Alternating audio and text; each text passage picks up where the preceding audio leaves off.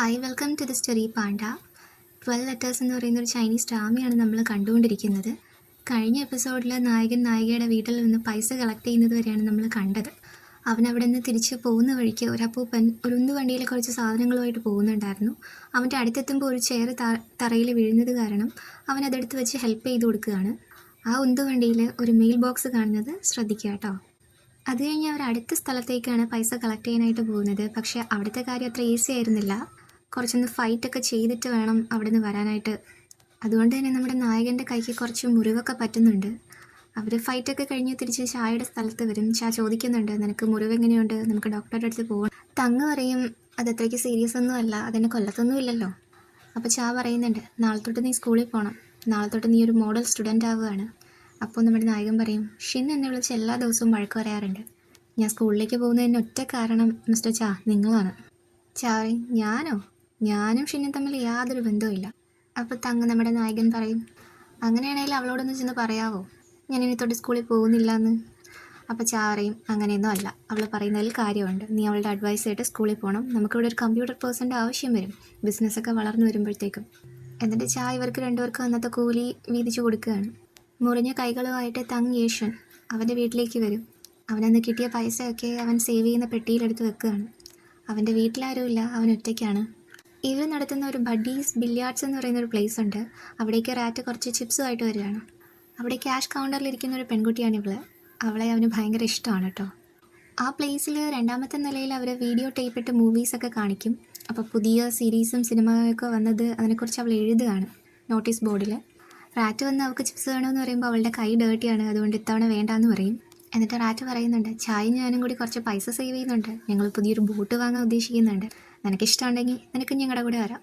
ആ ചിപ്സ് അവിടെ വെച്ചിട്ട് അവന് പോവുകയാണ്. ഇതാണ് ഇവിടുത്തെ മെയിൻ ബോസ്. അന്നത്തെ കളക്ഷൻ അയാളെ കൊണ്ട് ഏൽപ്പിക്കാനായിട്ട് വരികയാണ്. നമ്മുടെ നായികയുടെ അച്ഛൻ്റെ നിന്ന് പൈസ കിട്ടാത്തതിൽ അയാൾക്ക് ദേഷ്യമുണ്ട്. അയാൾ പറയും, അവൻ എൻ്റെ കയ്യിൽ നിന്ന് പൈസ വാങ്ങിയത് അവൻ്റെ അമ്മയുടെ ട്രീറ്റ്മെൻറ്റിനാണെന്നും പറഞ്ഞിട്ടാണ്.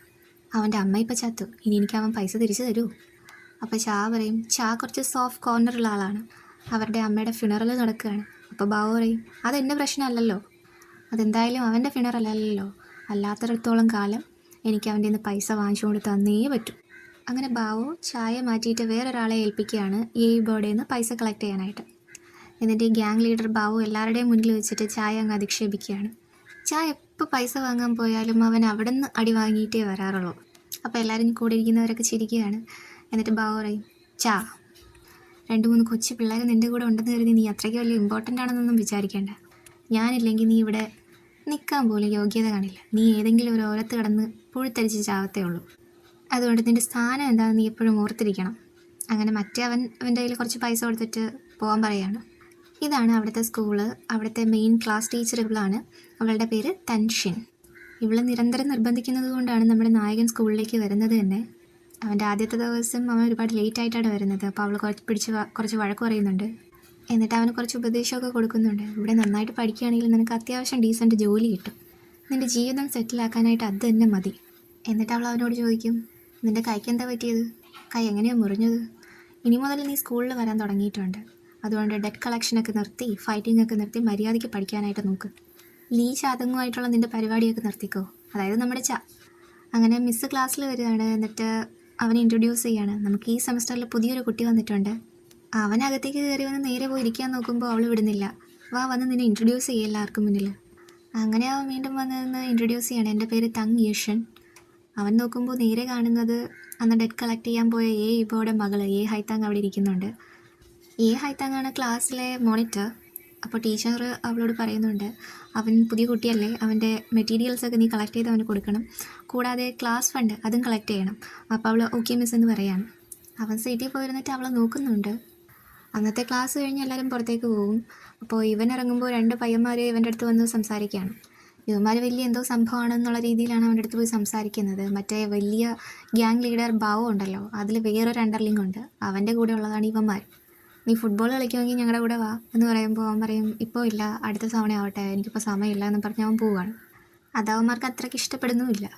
സ്കൂളിൽ നിന്ന് പുറത്തിറങ്ങി കുറച്ച് ദൂരം നടക്കുമ്പോഴത്തേക്കും ഹൈത്താങ് ഇവനെ പിടിച്ചുകൊണ്ട് ഒരു മൂലയ്ക്ക് നിർത്തിയിട്ട് ചോദിക്കുകയാണ് അവനോട്, എന്നെ നിർത്തുകൊണ്ട് പോയ പൈസ എനിക്കിപ്പോൾ തിരിച്ചു കിട്ടണം, അല്ലെങ്കിൽ ഞാൻ പോലീസിനെ വിളിക്കും. അവൻ പറയും, ആ പൈസ എൻ്റെ കയ്യിലില്ല. അവൻ പറയും നിൻ്റെ അച്ഛൻ പൈസ കടം വാങ്ങി, ആ പൈസ എന്തായാലും തിരിച്ചു കൊടുക്കണമല്ലോ. അവൾ പറയും എൻ്റെ പൈസ നീ തിരിച്ചു തന്നിട്ടില്ല എന്നുണ്ടെങ്കിൽ ഞാൻ ഉറപ്പായിട്ടും പോലീസിനെ വിളിക്കും, സ്കൂളിൽ ഞാൻ റിപ്പോർട്ട് ചെയ്യും, അതോടെ നിൻ്റെ സ്കൂളിലും കഴിയും. നീ എന്താ വെച്ചാൽ കാണിക്കുക എന്നും പറഞ്ഞ് അവൻ പോകാൻ നിൽക്കുമ്പോൾ അവൾ പിടിച്ചെടുത്തിട്ട് പറയും അതെൻ്റെ ഗ്രാൻഡ്മയുടെ പൈസയാണ്, എന്നാൽ നീ അത് തിരിച്ച് തന്നാലേ പറ്റുള്ളൂ. ഇവരിങ്ങനെ സംസാരിച്ചുകൊണ്ടിരിക്കുമ്പോഴത്തേക്കും അവരുടെ ഒരു ക്ലാസ്മേറ്റ് അങ്ങോട്ട് വരുന്നുണ്ട്. അത് കാരണം അവൻ പറയും നിൻ്റെ അച്ഛൻ പൈസ കടം വാങ്ങിയിട്ടുണ്ടെങ്കിൽ അത് തിരിച്ചു കൊടുത്താലേ പറ്റുള്ളൂ എന്നും പറഞ്ഞിട്ട് അവിടെ നിന്ന് പോകും. അപ്പോൾ ഈ ക്ലാസ്മേറ്റ് പെൺകുട്ടി അവളോട് ഒന്ന് ചോദിക്കും അവനെന്താ പറഞ്ഞേ? ഇല്ല, ജസ്റ്റ് സ്കെഡ്യൂൾ ചോദിച്ചതേ ഉള്ളൂ. അപ്പോൾ ക്ലാസ്മേറ്റ് പറയും അവൻ ഓൾഡ് സ്ട്രീറ്റിലെ ഒരു തഗ്ഗാണെന്നാണ് കേട്ടെ, അതുകൊണ്ട് കുറച്ച് ഡിസ്റ്റൻസ് കിട്ടുന്നതാണ് നമുക്ക് സേഫ്. നമ്മുടെ നായിക സ്കൂൾ കഴിഞ്ഞിട്ട് പാർട്ട് ടൈമായിട്ട് ഈ ഒരു ബുക്ക് സ്റ്റോറിൽ വർക്ക് ചെയ്യുന്നുണ്ട്. നോർത്തേൺ ലൈറ്റ്സിൻ്റെ ഈ ഒരു പോസ്റ്റ് കാർഡ് അവൾക്ക് ഭയങ്കര ഇഷ്ടമാണ്. നിങ്ങളുടെ ആഗ്രഹങ്ങൾ നോർത്തേൺ ലൈറ്റ്സിനെ പോലെ യാഥാർത്ഥ്യമാകും എന്ന് അതിൽ എഴുതിയിരിക്കുന്നത് വായിക്കുമ്പോൾ അവൾക്ക് കുറച്ചുകൂടി സന്തോഷമാവുകയാണ്. ഇതാണ് ആ സ്റ്റോറിലെ ഓണർ. പുള്ളി പറയുകയാണ് എൻ്റെ വൈഫ് ഒരു ഈവൻറ്റ് ഓർഗനൈസ് ചെയ്യുന്നതിനെക്കുറിച്ച് എന്നോട് പറഞ്ഞായിരുന്നു. അവൾ പറയും എന്ത് ഈവൻറ്റ്? നമ്മുടെ ഫ്യൂച്ചർ സെൽഫിന് നമ്മൾ തന്നെ എഴുതുന്ന ലെറ്റേഴ്സ്. നീ അതിനെക്കുറിച്ച് കൂടുതൽ ചിന്തിച്ചിട്ട് അതിനെക്കുറിച്ചൊരു നോട്ടീസ് തയ്യാറാക്കണം കേട്ടോ എന്ന് സ്റ്റോർ ഓണർ അവളോട് പറയാണ്. സ്കൂൾ കഴിഞ്ഞ് അവൻ ചായയോടും റാറ്റിനോടും കൂടി ഫുഡ് കഴിക്കാനായിട്ട് വന്നിരിക്കുകയാണ്. അപ്പോൾ ചായയോട് ചോദിക്കുന്നുണ്ട് അവൻ, ഇന്ന് നമുക്ക് വല്ല വർക്കും ഉണ്ടോ? നീ ഇപ്പോൾ സ്കൂളിൽ പോകുമല്ലേ, നിനക്ക് വർക്കും കൂടി ഏറ്റെടുക്കാനായിട്ട് പറ്റുമോ എന്ന് ചോദിക്കുമ്പോൾ പിന്നെന്താ, അതൊന്നും ഒരു പ്രശ്നമേ അല്ല എന്നവൻ പറയാണ്. അങ്ങനെയാണെങ്കിൽ നമുക്ക് ഡോക്കിലേക്ക് പോവാം എന്ന് ചായം പറയുന്നുണ്ട്. സ്റ്റോറിൽ നമ്മുടെ നായിക നോട്ടീസ് ബോർഡ് തയ്യാറാക്കുകയാണ് ലെറ്ററിനെ കുറിച്ചിട്ടുള്ള കാര്യം. അപ്പോൾ അവൾ ബോസിനോട് ചോദിക്കും ആൾക്കാർ ലെറ്റേഴ്സ് എഴുതിക്കൊണ്ട് തരുമ്പോൾ നമ്മളതെങ്ങനെ ഹാൻഡിൽ ചെയ്യും? അപ്പോൾ കടയുടമ പറയും നമ്മളൊരു ഇവൻറ്റ് നടത്തുന്നതേ ഉള്ളൂ, നമ്മുടെ ഉദ്ദേശം ആൾക്കാർ ലെറ്റർ എഴുതിക്കൊണ്ട് വരിക, നമ്മുടെ ഇവിടുത്തെ സാധനങ്ങൾ വിറ്റ് പോവുക, അതാണ് മെയിൻ ഉദ്ദേശം. അപ്പോൾ അവൾ പറയും അതൊരു ഉടായ്പല്ലേ? അവൻ പറയും അതെങ്ങനെ ഉടായ്പാകുന്നേ? നമ്മുടെ മെയിൻ ഉദ്ദേശം കടയിലെ സാധനങ്ങളൊക്കെ വിറ്റ് പോവുക എന്നുള്ളതാണ്. പക്ഷേ കത്തെഴുതുന്നത് ഒരു ഡയറി എഴുതുന്നത് പോലെ തന്നെയാണ്, അതിൻ്റെ ഫീലിങ്സ് ഒക്കെ ജെനുവിനാണ്. അവർ കൊണ്ടു തരുന്ന കത്തുകൾ നമ്മൾ സ്റ്റോർ ചെയ്ത് വെക്കും, അവർക്ക് എപ്പോൾ വേണമെങ്കിലും വന്നെടുത്ത് വെച്ച് വായിച്ചു നോക്കാം. ഞാൻ ഒരെണ്ണം എഴുതുന്നുണ്ട്, നീയോ ഒരെണ്ണം എഴുതിക്കോ. അത്രയും പറഞ്ഞ് ബോസ് അങ്ങോട്ടേക്ക് പോവുകയാണ്. അപ്പോഴേക്കും നമ്മൾ നേരത്തെ ഒരു തവണ കണ്ട അപ്പൂപ്പനുണ്ടല്ലോ, ഉന്തുവണ്ടിയിൽ സാധനങ്ങളുമായിട്ട് പോകുന്ന അപ്പൂപ്പൻ, ആ അപ്പൂപ്പൻ അവളുടെ കടയിലേക്ക് വരികയാണ്. കടയുടെ സൈഡിലിരിക്കുന്ന കുറച്ച് കാർഡ്ബോർഡ് ബോക്സസ്, അതിൻ്റെ കവർ അതെടുത്തോട്ടെ എന്ന് മുത്തശ്ശൻ അവളോട് ചോദിക്കും. അവൾ പറയും അതിനെന്താ അപ്പൂപ്പ, അതെടുത്തോളൂ, ഞാൻ തന്നെ കൊണ്ട് വെച്ച് തരാമെന്ന് പറഞ്ഞ് അവൾ പോയി അതെടുത്തുകൊണ്ട് വന്ന് വണ്ടിയിൽ വെച്ച് കൊടുക്കുകയാണ്. വണ്ടിയിൽ ശ്രദ്ധിക്കുക, ഒരു ലെറ്റർ ബോക്സും കൂടാതെ നമ്മുടെ ഓറഞ്ച് ക്യാറ്റും ഉണ്ട്. അന്നത്തെ കളക്ഷനും കഴിഞ്ഞിട്ട് അവർ വീണ്ടും ഒരുമിക്കുകയാണ്. അപ്പോൾ പറയുന്നുണ്ട് കുറച്ച് പൈസ ഞാൻ സ്വരൂപൂട്ടിയിട്ടുണ്ട്, അടുത്ത മാസം പറ്റുവാണെങ്കിൽ നമുക്കൊരു ബോട്ട് വാങ്ങാം, അത് സാധിക്കുവാണെങ്കിൽ ബാവയുടെ കീഴിലുള്ള ഈ അടിമപ്പണി നമുക്ക് നിർത്താം, എന്നിട്ട് കുറച്ച് ഡീസൻറ്റ് മണി ഉണ്ടാക്കാം. അപ്പോൾ റാറ്റും പറയുന്നുണ്ട് അവന്മാരുടെ കൂടെയുള്ള ഈ ജോലി സത്യം പറഞ്ഞാൽ എനിക്ക് ഇഷ്ടമല്ലായിരുന്നു, അവന്മാരെനിക്ക് വെറുപ്പായിരുന്നു, പുതിയ ബോട്ട് വാങ്ങുകയാണെങ്കിൽ നമുക്ക് അടിപൊളിയായിട്ട് ജീവിക്കാൻ പറ്റുമായിരിക്കും അല്ലേ എന്ന് റാറ്റ് പറയാണ്.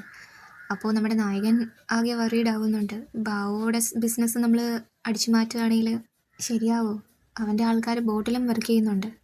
അപ്പോൾ പറയും നമ്മൾ ലെജിറ്റിമേറ്റ് ബിസിനസ്സാണ് ചെയ്യാൻ പോകുന്നത്, ബാവു ഈ കടൽ മുഴുവൻ ഓൺ ചെയ്യുന്നില്ലല്ലോ. എന്നിട്ട് പറയും പിന്നെ മറ്റേ ഇവയുടെ കളക്ഷനില്ലേ, അത് ബാവു വേറൊരാളെ ഏൽപ്പിച്ചിട്ടുണ്ട്, ഇനി മുതൽ അങ്ങോട്ടേക്ക് പോകണമെന്നില്ല. അപ്പോൾ റാറ്റ് പറയും അയ്യോ പാവം, എന്നാൽ പെങ്കൊച്ചായിരിക്കും സഫർ ചെയ്യാൻ പോകുന്നത്, മറ്റവന്മാരൊക്കെ കുറച്ചുകൂടെ ക്രൂരന്മാരാണ്, അവർ ഏത് ബ്രൂട്ടൽ മെത്തേഡ് വേണമെങ്കിലും സ്വീകരിക്കും. അപ്പോൾ അവനിങ്ങനെ ഇരുന്ന് ആലോചിക്കുന്നുണ്ട്. പിറ്റേ ദിവസം മോർണിംഗിൽ ബുക്ക് സ്റ്റോറിനടുത്ത് പുതിയൊരു ലെറ്റർ ബോക്സ് വന്നിരിക്കുന്നത് കാരണം അതിൻ്റെ ഓണർ അവിടെ പോയി നോക്കുകയാണ്. അപ്പോൾ ഹൈത്ത അങ്ങോട്ടേക്ക് വരുന്നുണ്ട്. ഇതെവിടെ നിന്ന് വന്നു? ഓണർ പറയും ഒരു ഐഡിയ ഇല്ല, പക്ഷേ ഞാൻ അതിനകത്ത് തുറന്നു നോക്കിയപ്പോൾ ഒരു ലെറ്റർ ഉണ്ടായിരുന്നു, ആ ലെറ്റർ നിനക്ക് വന്നേക്കുന്നത്, ഇതാരാ അയച്ചെന്ന് ഒരു ഐഡിയ ഇല്ല, എന്നാലും ഈ സാധനം ഇവിടെ ആരും കൊണ്ടുവച്ചു, ഇന്നലെ വരെ ഇതിവിടെ ഇല്ലായിരുന്നല്ലോ എന്നൊക്കെ പറയുന്നുണ്ട്. അപ്പോൾ അവളിങ്ങനെ ഓർക്കുന്നുണ്ട് ഇന്നലെ മറ്റേ അപ്പൂപ്പൻ്റെ ഉന്തുവണ്ടിയിൽ ഈ ലെറ്റർ ബോക്സും പൂച്ചയൊക്കെ ഉണ്ടായിരുന്നല്ലോ. അപ്പോൾ കടയുടമ പറയുകയാണ് ഇതേതായാലും നമുക്കൊരു ബ്ലെസ്സിങ് ആയി, നമ്മൾ പുതിയ ഈവൻറ്റിൻ്റെ ലെറ്റേഴ്സ് കളക്ട് ചെയ്യുന്നുണ്ടല്ലോ, ആളുകളെ ഇവിടെ കൊണ്ട് ലെറ്റേഴ്സ് ഇടാൻ പറയാം, നീ പോയി ഒരു പൂട്ടും താക്കോലും എടുത്തോണ്ടോ, നമുക്കത് പൂട്ടി വെക്കാം, അല്ലെങ്കിൽ വേണ്ട നിനക്ക് സ്കൂളിൽ പോകാൻ സമയമായില്ലേ, നീ സ്കൂളിൽ പോക്കോ, ഞാൻ ചെയ്തോളാം എന്ന് ബോസ് പറയാണ്. അവൾ സ്കൂളിലേക്ക് നടക്കുന്ന വഴി ആ ലെറ്റർ വായിക്കുകയാണ്. ലെറ്റർ വായിക്കുമ്പോൾ അവളുടെ മുഖഭാവം മാറുന്നുണ്ട്. അവൾ ക്ലാസ് ഫണ്ട് പിരിക്കുകയാണ്. പക്ഷേ ക്ലാസ്സിലെ ഈ ബോയ്സ് ഉണ്ടല്ലോ കുറച്ച് പ്രശ്നക്കാരാവന്മാർ, കഴിഞ്ഞ സെമിസ്റ്ററിലും ക്ലാസ് ഫണ്ട് പിരിച്ചതല്ലേ, ഇത്തവണയും പേ ചെയ്യുന്നത് എന്തിനാ? അപ്പോൾ അവൾ പറയും മിസ്സ് പറഞ്ഞിട്ടാണ് ഞാനിത് ചെയ്യുന്നത്, നിനക്ക് എന്തെങ്കിലും ഇഷ്യൂ ഉണ്ടെങ്കിൽ നീ പോയി മിസ്സിനോട് സംസാരിക്കുക. അപ്പോൾ ഈ പയ്യൻ പറയും നീ ശരിക്കും മിസ്സിൻ്റെ ഒരു പെറ്റാണല്ലേ, സത്യം പറ, മിസ്സിൻ്റെ നിനക്ക് എന്തെങ്കിലും കാശ് കിട്ടുന്നുണ്ടോ ക്ലാസ് ഫണ്ടിൽ നിന്ന്? അവളതൊന്നും മൈൻഡ് ചെയ്യുന്നില്ല. അവൾ പറയും 3 യുവാനാണ് ക്ലാസ് ഫണ്ടിന് തരാനുള്ളത്. അവൻ പേഴ്സിൽ നിന്ന് 10 യുവാൻ കൊടുത്തിട്ട് പറയും 3 യുവാൻ നീ എടുത്തോ, ബാക്കി നീ വെച്ചോ, എന്നെ ക്ലാസ്സിലെ വൈസ് മോണിറ്റർ ആക്കാൻ പറ്റുമോ? അതൊക്കെ നീ വേണമെങ്കിൽ മിസ്സിനോട് പോയി ചോദിക്കണം എന്നവൾ പറയാണ്. നമ്മുടെ നായകനോടും അവൾ വന്ന് ക്ലാസ് ഫണ്ട് ചോദിക്കുന്നുണ്ട്. അവനടുത്ത് കൊടുക്കും. അവൾ അവനോട് പറയും, നീ പുറത്തേക്ക് വാ, എനിക്കൊരു കാര്യം സംസാരിക്കാനുണ്ട്. അവർ പുറത്തേക്ക് പോകുന്ന സമയം ഈ പ്രശ്നക്കാരൻ ബോയ് ഈ ഹൈത്താങ്ങിൻ്റെ ബാഗ് സെർച്ച് ചെയ്യാണ്. കാരണം അവൻ ഹോംവർക്ക് ചെയ്തിട്ടില്ല, അവൾ എന്തായാലും ചെയ്തിട്ടുണ്ടാവും എന്നും പറഞ്ഞാണ് അവളുടെ ബുക്ക് നോക്കുന്നത്. അപ്പോൾ ഈ ക്ലാസ്മേറ്റ് പെൺകുട്ടി അവനെ വഴക്ക് പറയുന്നുണ്ട്. ആളില്ലാത്ത സമയത്ത് എന്തിനാ അവരുടെ ബാഗ് എടുത്ത് പരിശോധിക്കുന്നത്, അത് തെറ്റാണെന്ന് നിനക്ക് അറിഞ്ഞൂടെ എന്നൊക്കെ പറയുന്നുണ്ട്. നീ ഓടി, ഞാൻ നിൻ്റെ ബാഗിലല്ലോ നോക്കുന്നത് എന്നവനും പറയുന്നുണ്ട്. അതേസമയം ഇവർ പുറത്തേക്ക് വരികയാണ്. പുറത്ത് വന്നിട്ട് അവൾ അവനോട് ആകെ ദേഷ്യപ്പെടുകയാണ്. ഇനി മെയിലിൽ ഇത് ആവർത്തിക്കരുത്, നിനക്കെന്നെ കുറച്ച് കാര്യങ്ങൾ അറിയാമെന്നും പറഞ്ഞ് നിനക്കെന്നെ ബുള്ളി ചെയ്യാമെന്നൊന്നും കരുതണ്ട. ഇനി എനിക്ക് അങ്ങനത്തെ കത്ത് വല്ലതും എഴുതി കഴിഞ്ഞാൽ നോക്കിക്കോ, ഞാൻ പോലീസിൽ കംപ്ലയിൻറ്റ് ചെയ്യും. അപ്പോൾ അവനൊന്നും അറിയാതുകൊണ്ട് ചോദിക്കുകയാണ്, ഞാൻ എന്തെഴുതി, നീ എന്തൊക്കെയാണ് പറയുന്നത്? അത്രയും പറഞ്ഞിട്ട് അവളങ്ങ് പോവും. അപ്പോൾ ഇവനാകെയൊന്നും മനസ്സിലാവുന്നില്ല. എന്തെങ്കിലും പറയുന്നെങ്കിൽ ക്ലിയർ ആയിട്ട് പറഞ്ഞിട്ട് പോകും എന്നും പറഞ്ഞ് അവൻ പുറകെ പോവുകയാണ് അവളുടെ. ക്ലാസ്സിലപ്പോൾ ഒരു സംഭവം നടക്കുകയാണ്. നമ്മുടെ ഈ പ്രശ്നക്കാരൻ പയ്യൻ ഈ ഹൈത്താങ്ങിൻ്റെ ബാഗിൽ നിന്ന് ഒരു ലെറ്റർ എടുക്കുകയാണ്. അത് രാവിലെ അവൾക്ക് ആ ലെറ്റർ ബോക്സിൽ നിന്ന് കിട്ടിയ ലെറ്ററാണ്. അത് അവൻ ക്ലാസ്സിൽ മൊത്തത്തിൽ വായിക്കും. അതൊരു ലവ് ലെറ്ററാണ്. അതിലെ കണ്ടൻറ് ഇങ്ങനെയാണ്: മടിപ്പിറ്റിൽ നിന്ന് ജീവിച്ചു വന്നവരാണ് നമ്മൾ. എനിക്ക് നിൻ്റെ പ്രശ്നങ്ങളൊക്കെ മനസ്സിലാവും. എത്ര കാലം കഴിഞ്ഞാലും നിന്നെ ഡീപ്ലി ഞാൻ സ്നേഹിക്കുന്നുണ്ട്. എനിക്ക് നിന്നെ ഒരിക്കലും മറക്കാൻ പറ്റില്ല. അത്രയും അവൻ വായിക്കുമ്പോഴത്തേക്കും ഈ ഹൈത്താങ് റൂമിലേക്ക് കയറി വരികയാണ്. അവളിവന് ഇത് വായിക്കുന്നത് കാണും. അവളെ പിടിച്ചു മാറ്റാനായിട്ട് പോകുമ്പോഴത്തേക്ക് ഇവൻ കത്തും കൊണ്ട് ഓടും. ബാക്കിയുള്ള പയ്യന്മാരൊക്കെ അവളെ പിടിച്ചു നിർത്തും.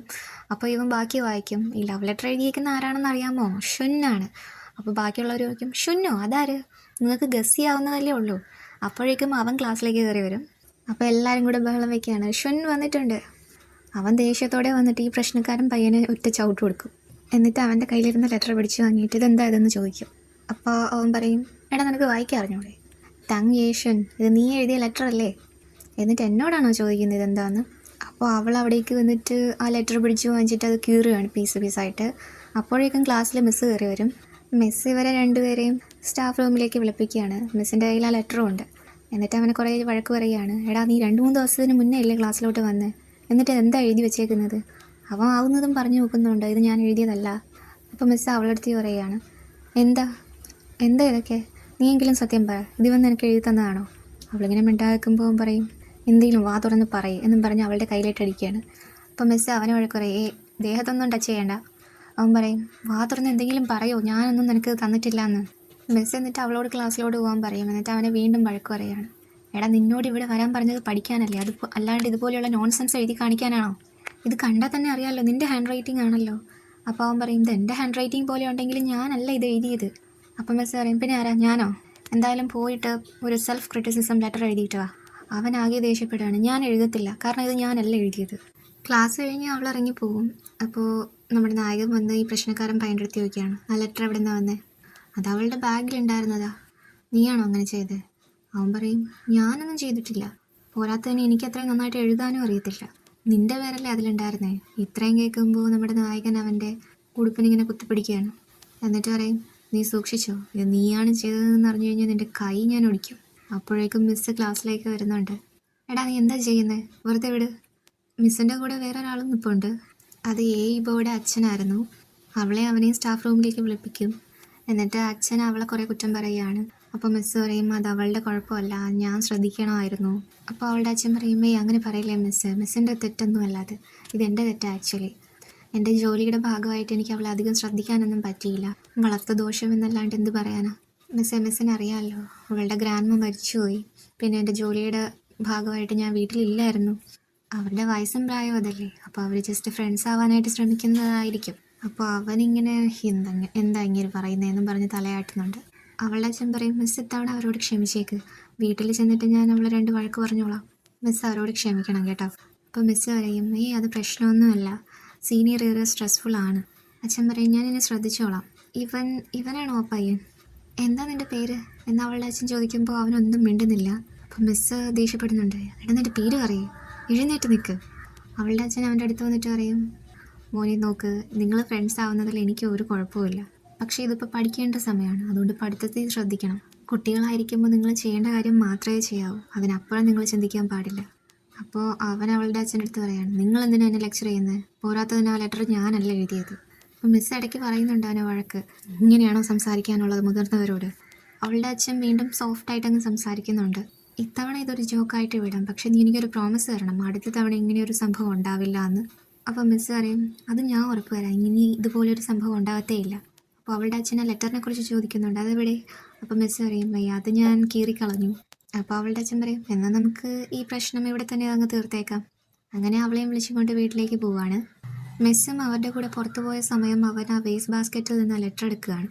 അവനത് വഴിയിൽ വെച്ച് വായിക്കും, ആ ലെറ്റർ എന്താണ് പറയുന്നത് എന്നുള്ളത്. അവൻ നോക്കുമ്പോൾ ആ ലെറ്ററിലെ ഹാൻഡ് റൈറ്റിങ്ങും അവൻ്റെ സെയിം തന്നെയാണ്. ഇതോടെ ഈ എപ്പിസോഡ് അവസാനിക്കുകയാണ്. അടുത്ത എപ്പിസോഡ് ഉടനെ തന്നെ അപ്ലോഡ് ചെയ്യാം. സ്നേഹത്തോടെ signing off the story Panda.